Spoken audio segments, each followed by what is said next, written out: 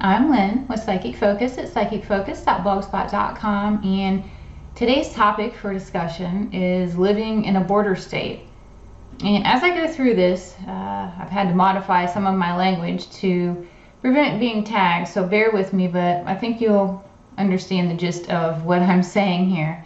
So the question that was sent to me is as follows. The shutdown was like two kids on the playground in the midst of a fight, both in over their heads and neither willing to compromise or back down. This person lives in a border state, and what they want to know is, do we really need a vertical structure, or will the other enforced barriers or electronic security, etc., be more effective? Why are so many people against immigration enforcement? So many homeless in our country are in need of help. I'm tired of being manipulated by the media. What do you see? So they want to know, what is my perspective on this? Like, what is really going on? When I looked at this, it looked like a calculated game of chess, and each side is trying to forecast and think about what the other side's going to do to ensure they use a strategy that they can win and also counter move the other person. So it's just this back and forth game that's being played with each other. And I got that there's no joint effort, and it's not even an issue about the vertical structure. It's more so that it's the left versus the right, and they don't want Mr. Trumpet to be able to say he had a win during his administration. They don't want him to go into the next campaign and be able to say, yeah, look what I completed. I did this, I did that. They do not want to give him any kind of a victory or any kind of a win, regardless if it's good for the people or not. It's just, there is so much detest out there for him that they will do anything to block him from being able to do what he wants to do, whether it's right or wrong.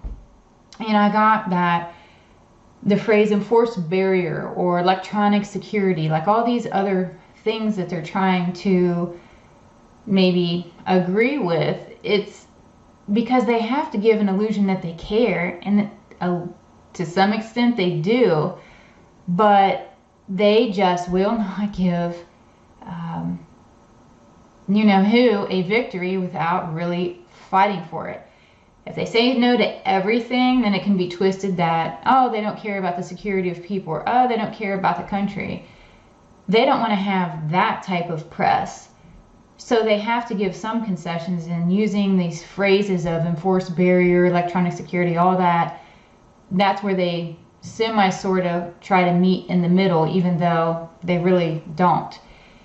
And so then the next part of the question that was asking me is, do these vertical structures work? And immediately I heard yes, that they do. I also heard this phrase that sometimes things become outdated and sometimes things withstand the test of time. Vertical structures have been used since the onset of civilizations because they work.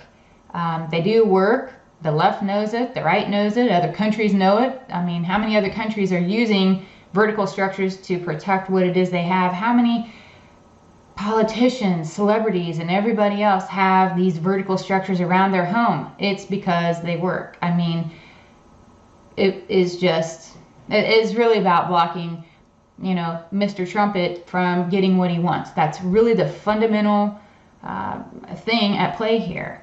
And to piggyback upon what I'd said earlier about, to some extent, the left cares, there's a lot of donors and even lobbyists that support Washington, support these politicians. They reside in California, which is the big sanctuary area. And there's also a lot of people that own these companies that rely on these said workers to come in to this country for cheap labor.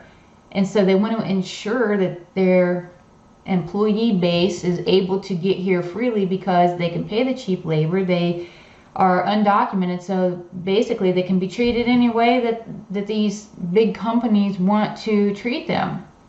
If you trace where this is happening, you can trace who's really perpetuating it. The secondary reason that they want to promote this is because undocumented people, they're hoping, will get voting rights and they can grow a new voter base, because so much of what's going on now, our country is divided. We are so fractured. We're fractured more now than probably any other time. And you have the right, you have the left, you have some of the left moving to the right, you have people in the middle that don't know what to think. So to ensure their position, they need to get more workers here, try to get them some voting rights, but you also want to keep them suppressed enough that they need the system. They want these people to come here and feel like, I need these services, I need these social programs, I need the health care, they need all these things. So to them, the government is saving them, and that builds loyalty. So they're trying to grow a voter base as well. And in the end, the only real way to protect these people is to bring them here legally, to prevent the abuse that they have to endure. And it protects them. It keeps citizens here safe because there is a checks and balances. Because there are legitimately some, people that do want to come and cause harm, drug traffic and that kind of thing. But more so, there are people that just want to create a better life for themselves. And there's nothing wrong with that. Most people in that situation would also feel the same way, but there's a right way to do it to prevent them from being harmed. And that's what I see when you have this influx of people that are undocumented, then they get treated any which way, which isn't really fair to them either. So coming in legally, being documented and all of that, that protects them. And I'm not sure that people see it for what it is in that moment. They see freedom, they see an opportunity to earn money, they see an opportunity to help their family.